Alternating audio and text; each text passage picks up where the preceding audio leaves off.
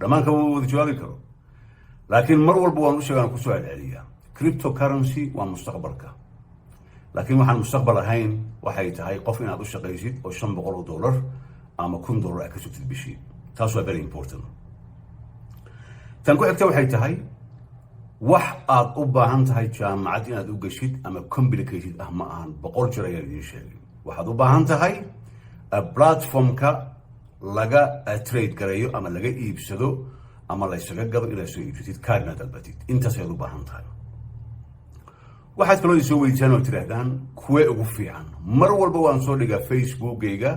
waxaan soo dhigaa meeshaan la yidhaahdo tiktok dhalinyarada ay ka buuxdo iyo meelaha kale platformada sida youtube-kan soo dhigaa 10 ugu horeeya ee cryptocurrency-ga BTC ugu horeyso hadda waa 68 kun ay maraysa waa qaali laakiin waxaad mar walba iska ilaalisaa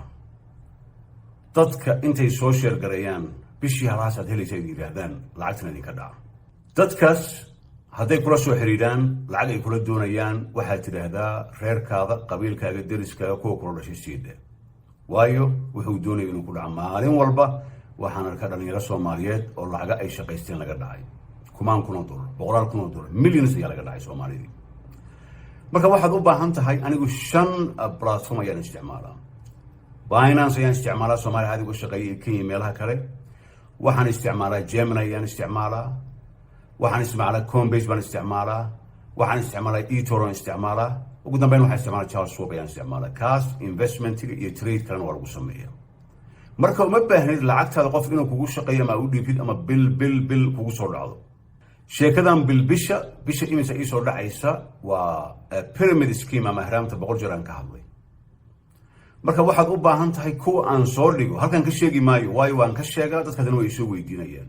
facebookgayga iyo tiktokga hadda aad ka daawanaysaan iyo meelaha kale ayaan soo dhigaa oo aan leeyahay asbuucan ka faa'iideysta laakiin waxaad ku mashquulshan idinkoo gaajin hayso qabiil iyo siyaasad iyo waxaan loo joogin qof gaajaysan qabiil iyo siyaasad ugu mashquula maaha waxaan ka faa'iideyso qofna u shaqeyn self employed noqo adiga shaqeyso marka saan hore u sheegay khibrad uma baahnid waqti uma baahnid account furo secure ka dhigo secure maxaa ka wadaa 2-factor authentication oo google ka ah isticmaal 100 jeer ayaan sheegay every social media every business waxaad u isticmaashaa 2-factor authentication laga jabsan maayo laakiin maalin walba waxaan maqalnaa account-kaygii crypto-ga laga jabsaday facebook-ga laga jabsaday tiktok-ga laga jabsaday linka lagu soo tuurayna ama lagu soo dirayna weliga ha furin shirkadaha adduunka way link kugu soo diri maayaan kula soo xiriiri maayaan